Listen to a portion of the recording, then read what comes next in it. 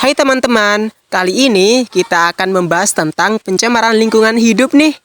Jadi, pencemaran lingkungan itu terjadi ketika ada zat, energi, atau makhluk hidup yang masuk ke lingkungan karena aktivitas manusia sehingga kualitas lingkungan menurun dan nggak bisa berfungsi dengan baik. Zat penyebab pencemaran ini disebut polutan, dan lingkungan dikatakan tercemar kalau jumlah polutannya melebihi batas yang seharusnya. Nah, pencemaran ini dibagi menjadi 4 loh, yaitu pencemaran udara, air, tanah, dan suara. Yuk kita bahas satu persatu. Pertama, pencemaran udara. Ini terjadi karena adanya zat-zat berbahaya seperti karbon monoksida atau CO, nitrogen oksida atau NOx, dan gas rumah kaca. Misalnya, CO itu enggak berwarna, enggak berbau, tapi kalau kadarnya tinggi bisa mematikan loh.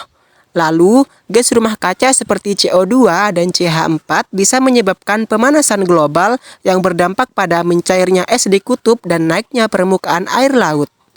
Kedua, pencemaran air. Ini terjadi karena zat-zat berbahaya masuk ke air, baik di darat maupun di laut.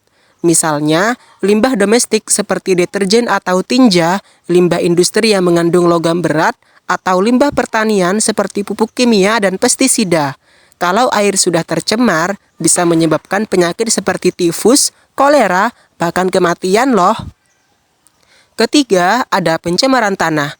Ini bisa terjadi langsung, misalnya karena penggunaan pestisida berlebihan, atau bisa juga terjadi tidak langsung, seperti limbah industri yang mencemari air lalu meresap ke tanah.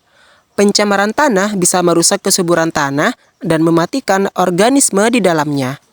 Terakhir, ada pencemaran suara. Ini adalah suara yang nggak diinginkan dan bisa merusak pendengaran. Misalnya, suara mesin pabrik, lalu lintas, atau ledakan. Kebisingan yang terus-menerus bisa menyebabkan gangguan kesehatan seperti sakit kepala atau kesulitan berkonsentrasi. Nah, teman-teman bisa melihat materi selengkapnya di menu teks ya.